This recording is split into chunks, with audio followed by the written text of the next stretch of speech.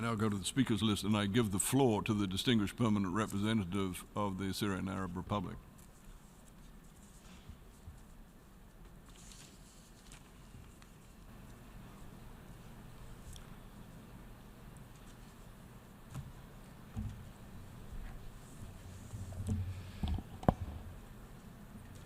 شكرا سيد الرئيس.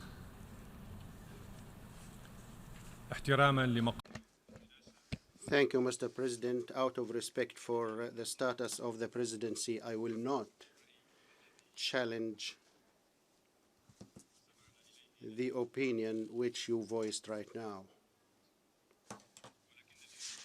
However, everybody is well aware that Syria is a founding member of this international organization. Tampering with its name will not succeed. All these legal errors which appear time and again is against the credibility of those who promote them. At the outset, Mr. President, my attention was drawn that the draft resolution before you in its second preambular paragraph states, and I quote, reaffirming its strong commitment to the sovereignty, independence, unity, and territorial integrity of the Syrian Arab Republic, end of quote. It is a sentence that appears in all resolutions on what is transpiring in Syria. However, the practices of the delegation of Canada and those who acceded to its initiative has proven the wide gap between the theory and practice when it comes to the application of this paragraph. These delegations violated the sovereignty of the Syrian Arab Republic when they called for this session and presented this draft resolution without consulting with the delegation of the Syrian Arab Republic, who is first and foremost concerned with dealing with all aspects and consequences of the terrorist war imposed on my country in this international organization. In this connection, I would like to refer to the colossal breach perpetrated by the permanent delegation of Canada and its partners, particularly when it comes to Article 12 of the Charter, and I quote, when the Security Council is undertaking discussion of a specific dispute or conflict in accordance with the Charter, the General Assembly is not to present any recommendation on this conflict unless the Security Council asks it to do so, end of quotation. And the Syrian situation, the Security Council is still undertaking its responsibilities, as you well know. This makes the Canadian move contrary to the provisions of the Charter. I am forced here to remind the member states that the Canadian delegation, who alleges to be interested in the welfare of the Syrian people as usual, few days ago voted against the resolution entitled Syrian Golan, which considers Israel's occupation of the Golan null and void.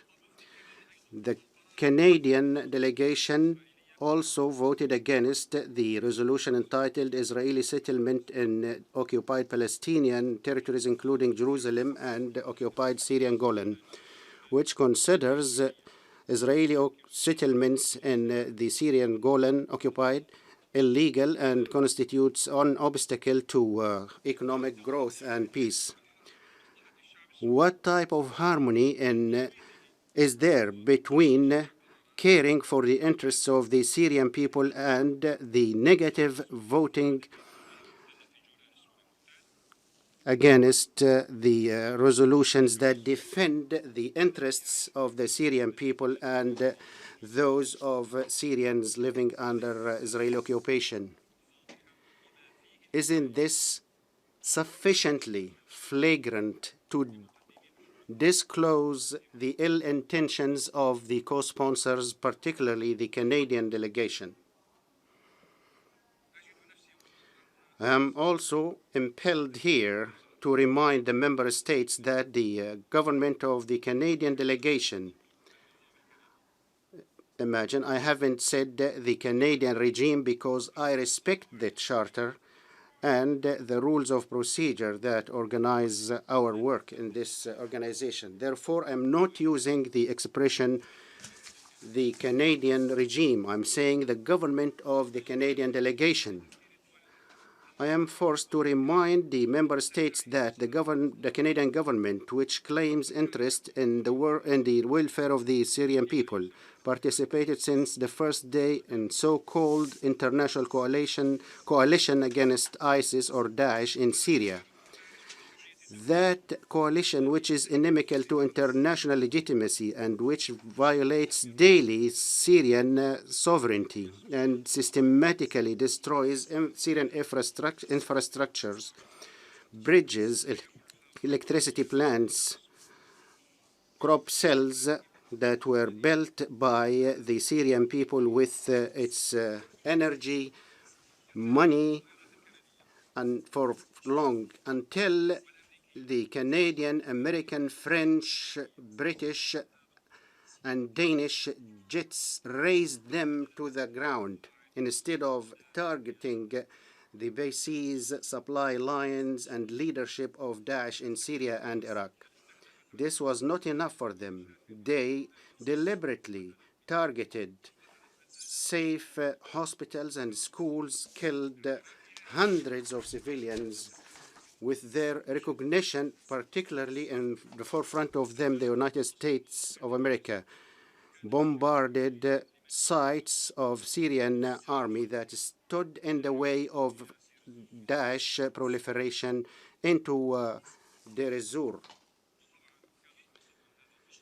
The intention of that bombardment is to prevent the Iraqi and Syrian armies to tighten the grip on the terrorists in the border area between Syria and Iraq. Those are presenting draft resolution on humanitarian assistance to the Syrian people in Aleppo. Mr. President, the practices of that coalition proves that its real name is not International Coalition against Daesh, but against the Syrian people. By experience, and there are so many examples, any international coalition created by the United States will definitely lead to destruction and sabotage, creating terrorist entities such as Daesh. This was outlined by the American President Obama as of late. It seems that the American administration does not learn from its mistakes and insists on supplying armed terrorist groups with all types of armaments, including anti-plane missiles. And they are talking about the safety of civilian flights. At a time, they are providing the terrorists with all types of missiles. We don't know the new terrorist entity which will be recognized by the forthcoming American administration. I am also forced to remind the member states that the government of the Canadian delegation that claims interest in the welfare of the Syrian people, in addition to a great number of the co-sponsors, impose unilateral coercive economic measures that affect, in the first place, the Syrian citizens and impede the ability of the Syrian government to respond to the daily needs of Syrian citizens, particularly those who have been disadvantaged as a result of the terrorist war imposed on my country, Syria. The statement which I have just made proves few examples that refute the allegations of the Canadian delegation and the co-sponsors' interest in the welfare of the Syrian people. our people did not delegate them to talk about our humanitarian pains and sufferings. They participate in aggravating such tragedies day in and day out.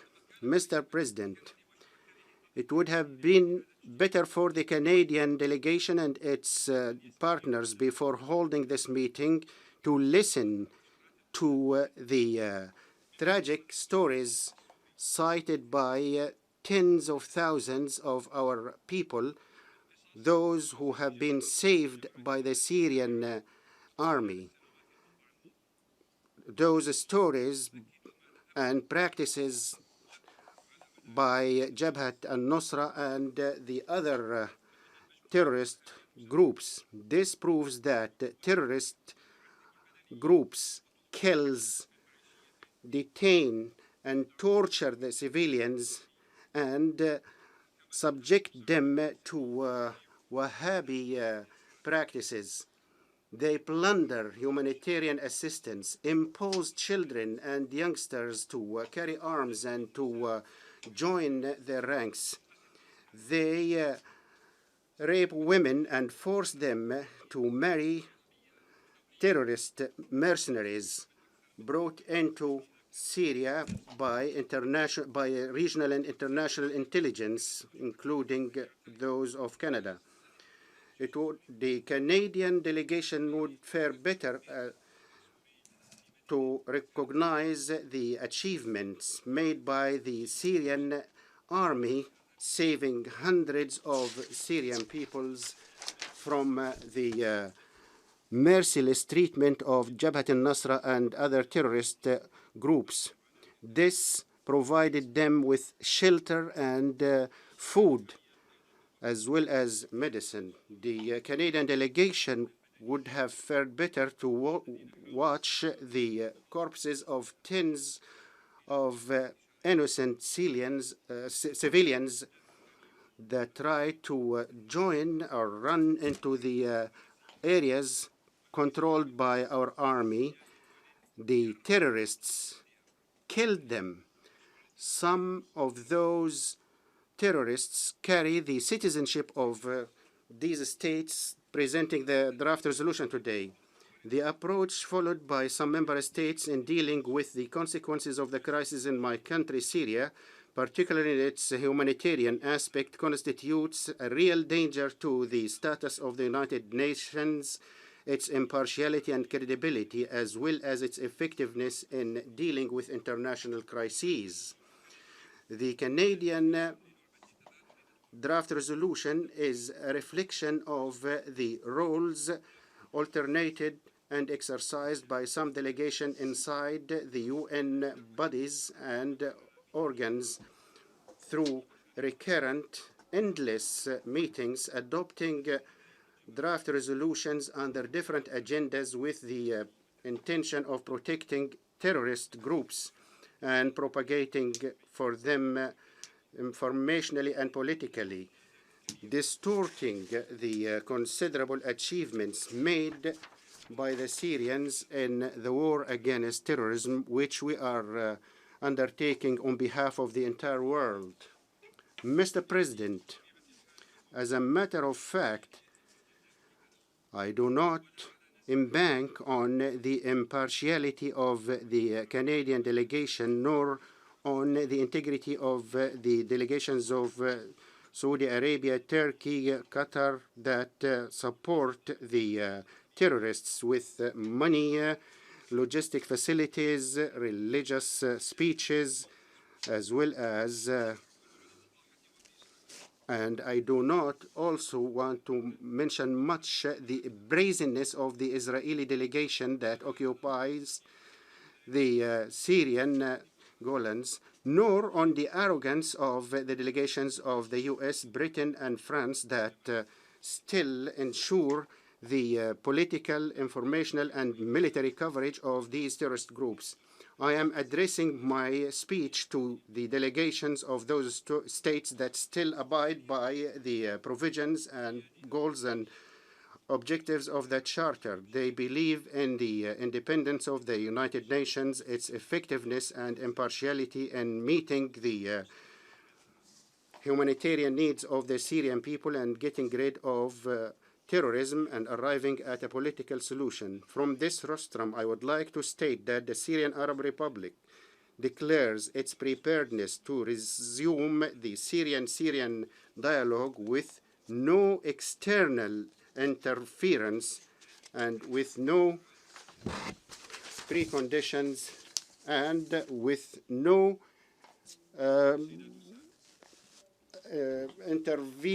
interference with the states I mentioned. You're voting against the draft resolution of the Canadian draft resolution will reflect your country's rejection of utilizing and exploitation by some member states of the international organization in bargaining over the blood of the Syrians and their suffering. Your political support will be in accordance with the practices of international and principles of international law, as well as the resolutions of Security Council combating terrorism, like any other state which upholds its independence and sovereignty in this international organization. I am requesting that this Canadian draft resolution be put to the vote. Thank you. And I thank the distinguished permanent representative of the Syrian Arab Republic. And I now give the floor to the